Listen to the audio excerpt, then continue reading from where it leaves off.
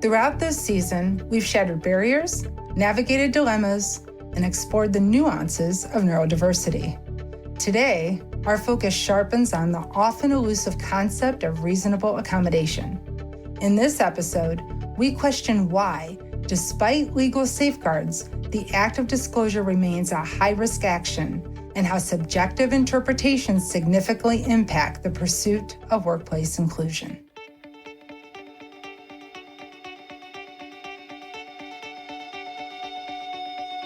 Hi, I'm Dr. Theresa Haskins, and welcome to Think Differently, the podcast that challenges the status quo and explores the power of neurodiversity to create a more inclusive and accessible world. Together, we will talk about everything from the value of different perspectives to the limitless potential of human beings. We'll explore how embracing differences can lead to endless possibilities and how you can maximize strengths to make a positive impact on the world. So sit back, relax, and join me as we get ready to think differently. Hi, everyone. Welcome to the final episode of this season of Think Differently. As we wrap up 2023 and take a break until mid-January, I wanted to discuss a topic that lies at the heart of our exploration this season, the concept of reasonable accommodations. This season, we've questioned the very essence of disability, shattered barriers to neurodiversity, navigated the intricate dilemma of disclosure, explored how choice can reignite motivation, and even discussed breaking free from the success trap, all with neurodiversity in mind. Today, we confront the idea of what is considered a reasonable accommodation and the inherent subjectivity that lies within the description outlined by the Americans with Disabilities Act, and the obstacles that it can create to achieving disability inclusion and neurodiversity in our organizations. So, what's a reasonable accommodation anyway? It's a question that echoes in the corridors of workplaces, a question that underscores the delicate dance between disclosure and privacy, and a question that reveals the persistent bias that people with hidden disabilities face. We know that accommodations are vital for disabled employees to have the resources they need to access and sustain employment. It's a pretty simple equation. Provide needed support, and disabled workers can perform. But there's another layer to this topic that is the catalyst to access that is also part of the problem, and that is the variance in the definition of reasonable accommodation. The American with Disabilities Act, better known as ADA, with its noble intention of preventing disability discrimination, outlines the need for reasonable accommodations. But in reality, this concept is far from straightforward. The term reasonable can be quite subjective, and what's considered reasonable in one company may not be in another. This subjectivity creates a significant challenge when it comes to advocating for and providing solutions to different segments of the disabled population. And to compound the issue more, disclosing a disability, especially when it's a hidden disability, is often met with trepidation.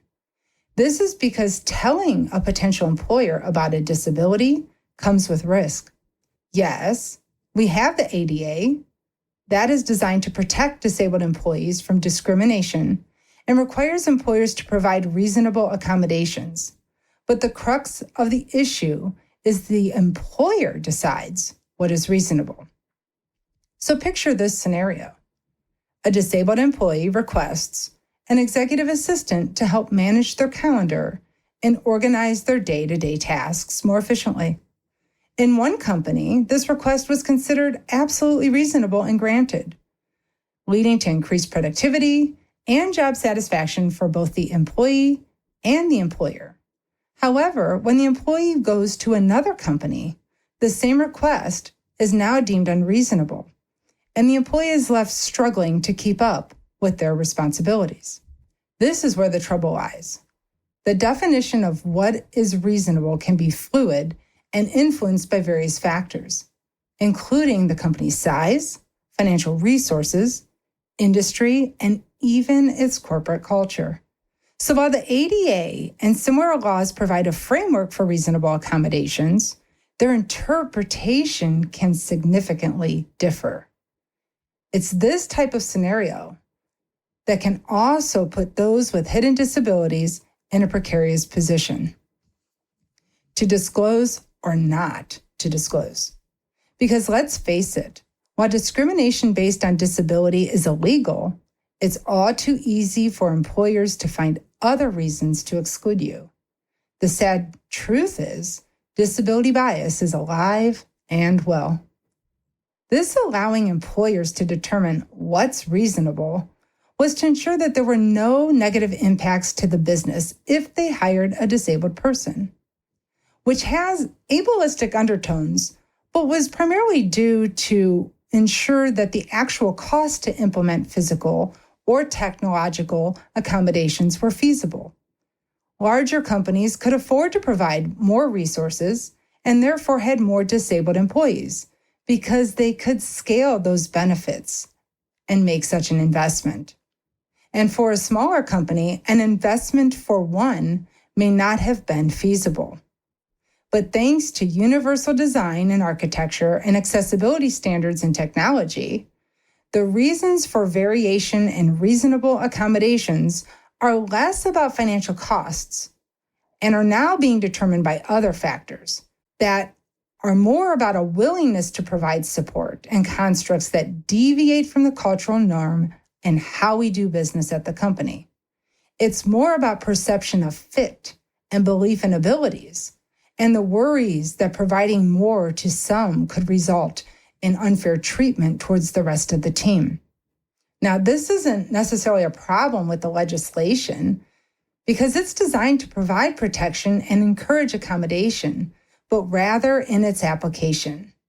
And because the law is open to interpretation, it underscores the importance of organizations being proactive and mindful in how they're adopting inclusive practices that go beyond legal compliance.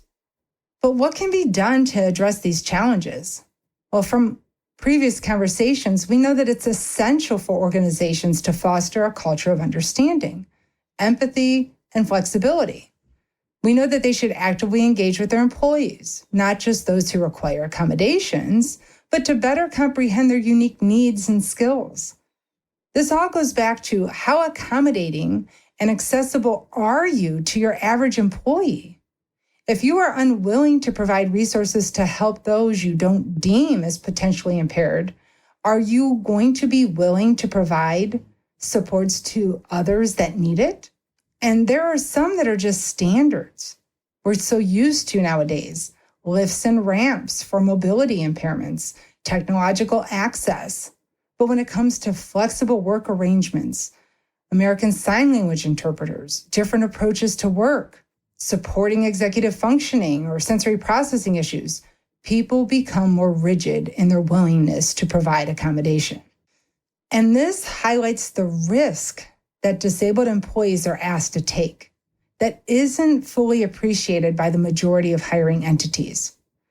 Disabled workers are encouraged to self-identify and more so to self-advocate. But what happens if said employee when they request an accommodation and they're denied? The employer may be well within their legal right, but what of the outcome? Does that mean the candidate is not hired?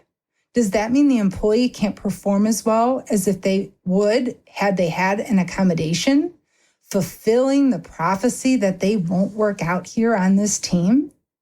So if an employee discloses a need, do you work with them to find a solution, or is a door shut? And if the door is shut, what is the view about protecting a disabled employee's right to work if it's only at an employer's discretion? That hardly feels like the intent of the law. So now let's get real. Because complexities surrounding reasonable accommodations demand more than just workplace jargon. We've dissected the complexities of reasonable accommodations, and it's clear. Change isn't a lofty ideal. It's a necessity for disabled workers to obtain employment. If you Google how to create a more disability-inclusive workspace, You'll read about the need to raise awareness of the problem, eradicate unconscious bias, overcome stereotypes, increase collaboration and psychological safety, self-advocate for accommodations, and invest in more education throughout the organizations. The truth is, we know what to do, but we're not doing it. And that's because creating a workplace that walks the talk isn't about feel-good events and publicized DEI initiatives.